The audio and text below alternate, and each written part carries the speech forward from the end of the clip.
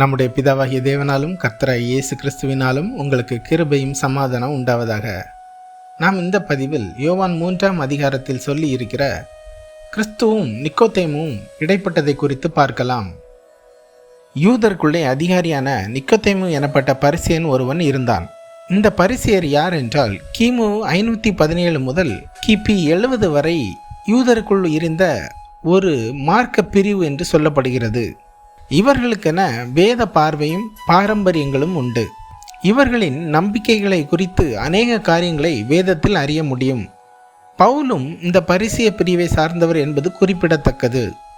இப்படிப்பட்ட பிரிவில் இருந்த நிக்கோதேமு யூதருக்கு மோசேயின் பிரமாணத்தின்படி நீதி செய்யும் ஆலோசனை சங்க அதிகாரியாக இருந்ததாக யோவான் 7:50-51 வசனங்கள் சொல்கிறது. இந்த நிக்கோதேமு காலத்தில் இயேசுவினிடத்தில் வந்து, ரபி, நீர் தேவனிடத்திலிருந்து வந்த போதகர் என்று அறிந்திருக்கிறோம். ஏனெனில் ஒருவனும் தன்னுடனே தேவன் இராவிட்டால் நீர் செய்கிற இப்படிப்பட்ட அற்புதங்களை செய்ய மாட்டான் என்றார். அதாவது இயேசுவை கிறிஸ்து என்று யூதர்கள் அநேகர் ஏற்றுக்கொள்ளாததும், ஆலோசனை சங்கத்திற்கு இயேசு ஏற்புடையவர் இல்லாதபடியினாலும், தானே போதகனாக இருந்தும் இப்படிப்பட்ட ஞானத்தை அறியாதிருப்பதால் வெட்கம் உண்டாயிருக்கக்கூடும். மற்றபடி இது நடக்கையில் கிறிஸ்துவின் சீஷர்கள் அப்பொழுது அங்கு இருந்தார்களா இல்லையா என்பது இங்கு சொல்லப்படவில்லை.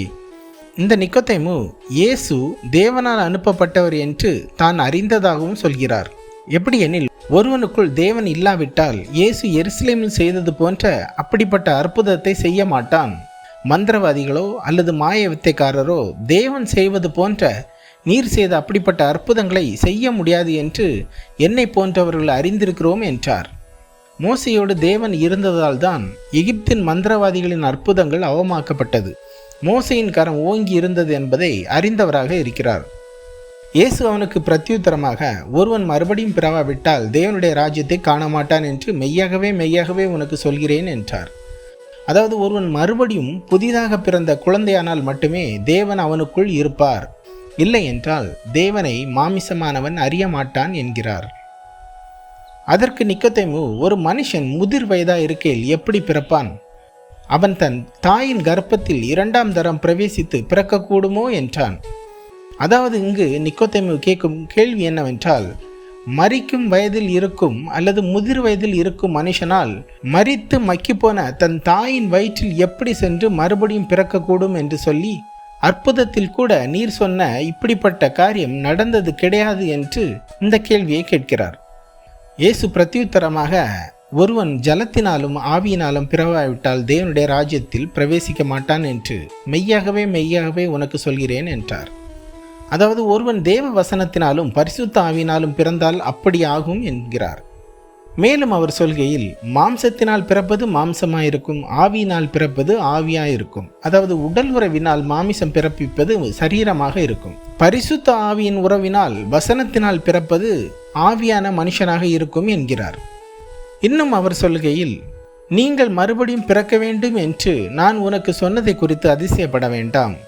அதாவது நீங்கள் அப்படி பிறக்க என்ன செய்ய வேண்டும் அல்லது என்ன முயற்சி செய்ய வேண்டும் என்று ஆவிகளை நம்பும் பரிசேயனின் அதிசயப்படும் பார்வை குறித்து அவர் சொல்லி, காற்றானது தனக்கு இஷ்டமான இடத்திலே வீசுகிறது, அதன் சத்தத்தை கேட்கிறாய், ஆயிலும் அது இன்ன இடத்திலிருந்து வருகிறதென்றும் இன்ன இடத்துக்கு போகிறதென்றும் உனக்கு தெரியாது.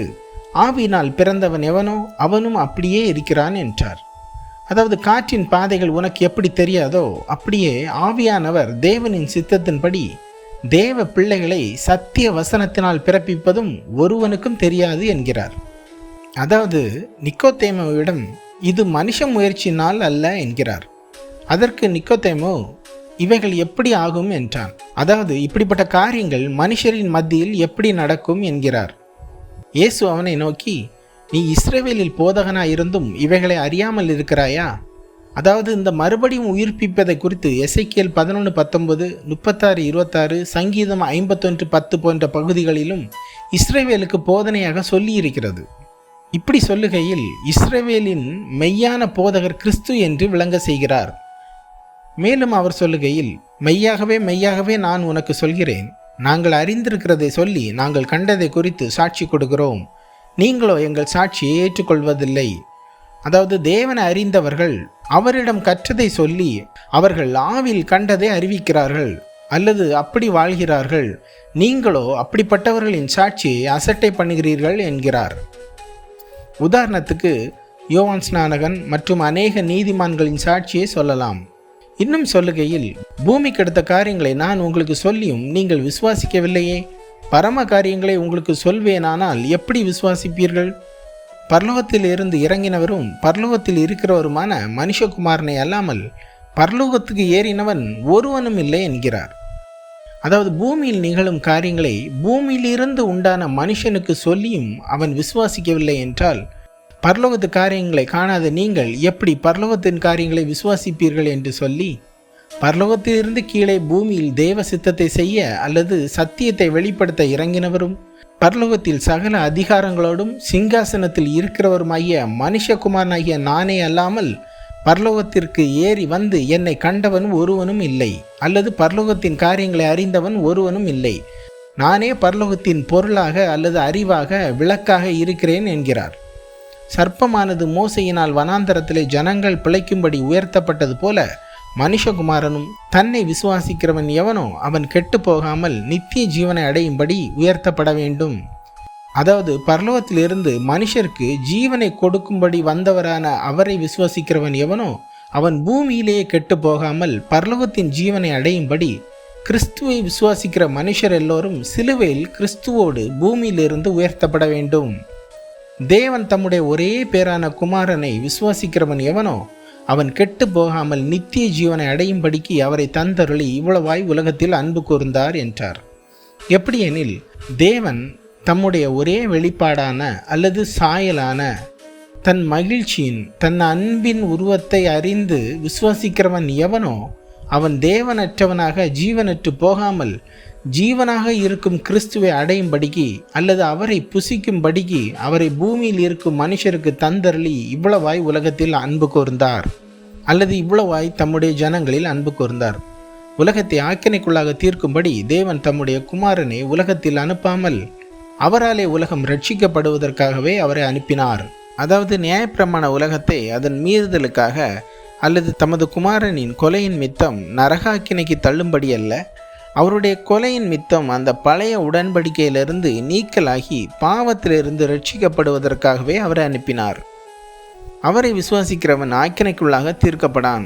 விசுவாசியாதவன் எவனோ அவன் பழைய உடன்படிக்கையிலே இருந்து குற்றவாளியாக இருப்பதால் தேவனுடைய ஒரே பேரான குமாரனுடைய நாமத்தில் விசுவாசம் உள்ளவனாயிராதபடியினால் அவன் ஆக்கினை தீர்ப்புக்கு உட்பட்டாயிற்று. அதாவது அவரை ஏற்றுக்கொண்டவன் அவரோடு ஆக்கினை தீர்ப்புக்கு உட்பட்டாயிற்று என்பதால் அவரை விசுவாசியாதவன் பாவத்திற்கு பரிகாரம் இல்லாமல் அல்லது ஜீவன் இல்லாமல் இருப்பான் என்கிறார்.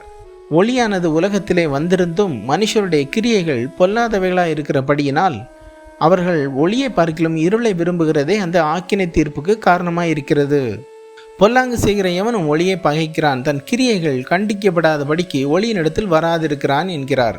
அதாவது தேவனை அறியும் அறிவும் அல்லது மகிமையின் அறிவானது அல்லது சத்தியமானது பாவ உலகத்தில் வந்திருந்தும், இன்னும் சொன்னால் இருளில் இருக்கும் மனுஷரிடத்தில் வந்திருந்தும் மனுஷருடைய இருதயம் தீமையில் திருப்தியாக இருப்பதே அந்த நரகாக்கினை அடைவதற்கு காரணமாக இருக்கிறது.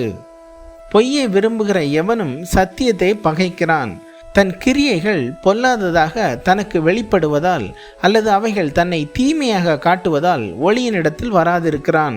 சத்தியத்தின்படி செய்கிறவனோ தன் கிரியைகள் தேவனுக்குள்ளாய் செய்யப்படுகிறதென்று வெளியாகும்படிக்கு ஒளியினிடத்தில் வருகிறான். அதாவது ஒளியிலே அல்லது தேவ வசனத்தின்படி செய்கிறவன் தன் கிரியைகள் தேவனுக்கு முன்பு செய்யப்படுகிறது என்று தன்னைத்தானே வெறுக்க விரும்பி சத்தியத்தினிடத்திற்கு வருகிறான் அல்லது கிறிஸ்துவினிடத்தில் வருகிறான் என்கிறார். இப்படியாக கிறிஸ்து நிக்கோதேமுவின் வாழ்நாள் கேள்விக்கு அருள்வாக்கு அளித்தார். கிறிஸ்துவின் கிருபை உங்கள் ஆவியுடன் கூட இருப்பதாக. ஆமேன்.